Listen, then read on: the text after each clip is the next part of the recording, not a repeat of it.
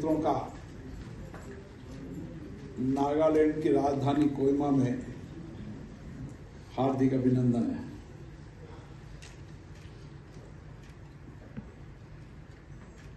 CPA Bharat zone 3 का ये 22वां सम्मेलन नागालैंड विधानसभा द्वारा आयोजित किया गया। उसके पहले भी 1997 के अंदर सीपीए जोन का पहला अधिवेशन नागालैंड विधानसभा ने आयोजित किया था। इस सम्मेलन के आयोजन के लिए मैं यहाँ विधानसभा के अध्यक्ष सारगिन लोंगकुमेर जी को धन्यवाद देता हूँ। सीपीए जोन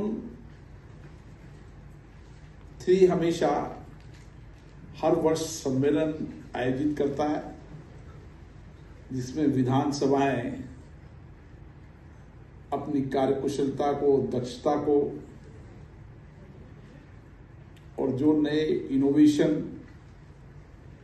जिन जिन विधानसभाओं ने किए हैं उन इनोवेशन को साझा करते हैं, नवाचार को साझा करते हैं, टेक्नोलॉजी को साझा करते हैं और अपने विधायकों की कार्यक्षमता, कार्यदक्षता को बढ़ाने के लिए कुछ नीतियां फैसला करते हैं। उसके साथ साथ इन सम्मेलनों के अंदर उत्तर पूर्व राज्य की सामूहिक चिंताओं को, सामूहिक विकास को, सामूहिक आकांक्षाओं को, अपेक्षाओं को प्रतिबिंब करते हुए कुछ विषयों पर चर्चा भी करते हैं। और विशेष रूप से इस बार जो विषय रखा गया है वो बहुत महत्वपूर्ण विषय है।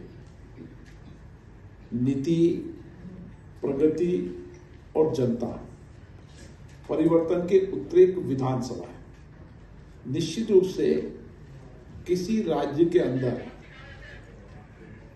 जन अपेक्षाओं के अनुसार नीति बनेगी, जन केंद्रित नीति बनेगी, जनता से जन्म हुई आकांक्षाओं की नीति बनेगी तो बेहतर नीति बनेगी। और उसके लिए विधानसभा एक ऐसा प्लेटफॉर्म पे जिसपे जनता के चुने प्रतिनिधि आते हैं, उनके विचारों और दृष्टिकोणों को साझा किया जाता है और उसके साथ साथ प्रगति के किस तरीके से हम अपने अपने राज्य में प्रगति भी और सामूहिक रूप से किस तरीके से इंफ्रास्ट्रक्चर के अंदर लोगों की जीवन परिवर्तन करने के लिए क्या कानून की आवश्यकता है, अच्छे जिन कानूनों राज्य के विधानसभा ने उससे क्या परिणाम हुए और किस तरीके से इंफ्रास्ट्रक्चर की क्या क्या आकांक्षाएं हैं, उस पर भी चर्चा होती है। और मूल में जनता है, हमारे लोकतंत्र में मूल में जनता है और इसीलिए ये सम्मेलन लगातार 2 दिन आयोजित होगा, जिसमें 2 विषयों पर और साथ में चर्चा होगी। 2047 तक हम विकसित भारत के लक्ष्यों को प्राप्त करने में विधायकों की भूमिका और जलवायु परिवर्तन, क्योंकि यहाँ की प्राकृतिक ऐसी आपदा संकट रहती है जो हमेशा पूरे उत्तर पूर्वी राज्यों के अंदर क्लाउड बर्स्ट, भूस्खलन की घटनाएं लगातार होती है। इस परिप्रेक्ष्य के अंदर सभी विधानसभा के अध्यक्ष सदस्य अपने विचार दृष्टिकोण से अवगत कराएंगे और चुनौतियों का समाधान करने का रास्ता बनाएंगे। आज विशेष रूप से इस विधानसभा के अंदर एक मोनोलिथ का भी उद्घाटन हुआ, जिससे संस्कृति मंत्रालय से यहाँ लाइब्रेरी, यहाँ का म्यूजियम, क्योंकि यहाँ किशोर वीरता की गाथा अद्भुत है, प्रथम विश्व युद्ध से लेकर तमाम हम घटनाओं को देखते हैं तो यहाँ के वीर योद्धाओं ने हमेशा देश के लिए, आज़ादी के लिए संघर्ष किया है और समय समय पर जो परिवर्तन नागालैंड में हुए उनका एक म्यूजियम भी तैयार मिलेगा, ताकि आने वाली पीढ़ी को प्रेरणा मिले। ऑडिटोरियम बनेगा। इस सीपीए जोन में कुल 18 राज्य आते हैं, 8 राज्य आते हैं। इस 8 राज्यों में से सभी, केवल त्रिपुरा के स्पीकर की तरह बाकी सभी राज्य के स्पीकर, डिप्टी स्पीकर यहाँ पर आए। मुझे आशा है कि 2 दिवसीय इस सम्मेलन में व्यापक चर्चा होगी, अपने अपने विचार दृष्टिकोण आएंगे और उसके साथ विधानसभाओं के अंदर हम जनता की अपेक्षा आकांक्षाओं को बेहतर तरीके से और पूरी कर सकते हैं। इसके लिए विचार की अभिव्यक्ति होगी। समय समय पर विचार आना, भिन्न भिन्न विचार आना, दृष्टिकोण आना और एक सामूहिक प्रयास से एक नीति बनना, ये हमारे लोकतंत्र के अंदर हमेशा ये हमारा ताकत रही है। हमने लोकतंत्र में चर्चा, संवाद, सहमति, असहमति, विभिन्न दृष्टिकोण, विचारों से ही हमारा देश आगे बढ़ा है। हमने इस 75 वर्ष की लोकतंत्र की यात्रा के अंदर बहुत बड़े परिवर्तन किए हैं और विशेष रूप से उत्तर पूर्व राज्य, जहाँ पर बहुत बड़ी चुनौतियाँ थी, उन चुनौतियों के सामने विकास की जो संभावनाएं थे, अवसर थे, उसके लिए भी केंद्र और राज्य सरकार ने मिलकर काम किया है। माननीय प्रधानमंत्री नरेंद्र मोदी जी ने भी उत्तरी पूर्व राज्यों के विकास के लिए व्यापक कार्य योजना बनाई। इंफ्रास्ट्रक्चर के सेक्टर में, चाहे रेल कनेक्टिविटी हो, रोड कनेक्टिविटी हो, एयर कनेक्टिविटी हो, और उसके साथ साथ यहाँ के उत्पाद, उन उत्पादों को नेशनल इंटरनेशनल मार्केट मिले, उसके लिए भी गंभीर प्रयास किए गए। कृषि उत्पाद, यहाँ के प्रकृति ने ऐसा स्वरूप दिया है कि यहाँ पर कृषि उत्पाद जो पैदा होते हैं वो ऑर्गेनिक होते हैं और ऑर्गेनिक की मांग देश और दुनिया के अंदर है और इसीलिए कृषि उत्पाद को उचित प्लेटफॉर्म पे मिले, इसकी मार्केटिंग हो सके ताकि किसानों की आमदनी बढ़ सके।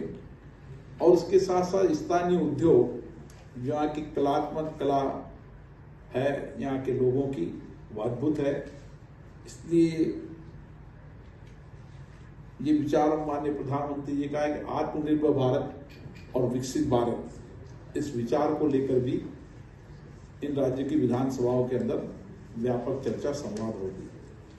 मुझे आशा है कि 2 दिन के इस अधिवेशन में हमारे डिप्टी चेयरमैन साहब हरवंश जी, जो हमेशा सक्रिय रूप से भाग लेते हैं, वे कल इसके समापन में भी होंगे और जो 2 दिन तक चर्चा, संवाद, जिस विषयों पर निष्कर्ष पेपर निकलेगा, उस पर अगली बैठक के अंदर उन एजेंडों को लेकर आगे बढ़ेंगे। हमेशा उत्तर पूर्व राज्य के अंदर, सीपीए जोन के अंदर जो जो विषय तय होते हैं, उन विषयों पर सरकार से संबंधित, विधानसभाओं से संबंधित उन विषयों को लेकर राज्य की विधानसभा वर्ष भर काम करती है ताकि इन एजेंडों को पूरा कर सके। मैं इस मौके पर आपको सबको धन्यवाद देता हूँ कि आप यहाँ पर आए और निश्चित रूप से सीपीए जोन 3 की ये 22वां अधिवेशन नए संकल्प के साथ, नए विषयों को लेकर आगे बढ़ा है और आने वाले समय में इन राज्य की विधानसभा अपनी कार्यकुशलता को बढ़ाते हुए, विधानसभा में टेक्नोलॉजी, नवाचारों का उपयोग करते हुए विधानसभा जनता की पहुंच के नज़दीक पहुंचे, जनता की ज़्यादा से ज़्यादा भागीदारी विधानसभाओं के अंदर लोकतंत्र के मंदिर में हो। इन सभी अपेक्षाओं के साथ ये अधिवेशन चर्चा करेगा। मैं आपको धन्यवाद देता हूँ। हमेशा लोकतंत्र के अंदर राज्य की विधानसभाएं हो या केंद्र विधानमंडल हो, हमेशा हमारे जब विधानसभा अध्यक्षों के सम्मेलन होते हैं तब भी हम इस मत के रहते हैं कि एक सामूहिक चर्चा में विधानमंडल या केंद्रीय विधानमंडल, उन विधानमंडलों केंद्रीय विधानमंडल में विशेष रूप से हम हमारे जो क्षेत्राधिकार है लोकतंत्र में कि हमारे विधानमंडल हमारी संस्थाओं की कार्यकुशलता बढ़े, उसमें नए इनोवेशन हो, नवाचारों को हम सामूहिक चर्चा करें, नई टेक्नोलॉजी का उपयोग करें और अच्छी चर्चा संवाद हो, अनुशासन हो, डिसिप्लिन हो, सदन लोकसभा चले, विधानसभाएं चले, चर्चा और संवाद हो, ये हमारा क्षेत्राधिकार रहता है। लेकिन उसके साथ साथ कुछ विषयों पर, डेवलपमेंट के विषयों पर भी चर्चा होती है। उन डेवलपमेंट के विषयों पर भी जो राज्य की विधानसभाओं के क्षेत्राधिकार है, वहाँ राज्य के विधानसभाओं के क्षेत्राधिकार में चर्चा होती है, और जो केंद्रीय सरकार के विषय होते हैं उस पर संसद और राज्यसभा चर्चा होती है, और राज्य का प्रतिनिधित्व के रूप में लोकसभा के, राज्यसभा के सदस्य जो होते हैं वो अपनी बात राज्य के आकांक्षाओं, अपेक्षाओं को समय समय में सदनों में रखते हैं। यही परंपरा रही है। सर, आप लोकसभा स्पीकर होने के रूप में मैंने देखा है कि तमाम जो राज्यों की विधानसभा उसकी मजबूती